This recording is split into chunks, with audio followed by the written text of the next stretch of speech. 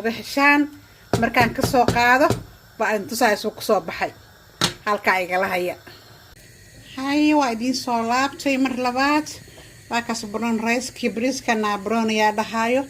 brown rice mid borotiina al dhaha briskan waa briska madow hada is caateynayso hadaad macaan leedahay hada dhiikar qabtid briskaas ku anfacaya waan soo guraaya wixii aan u sameeyo sauce iyo maxay idin wadaagaya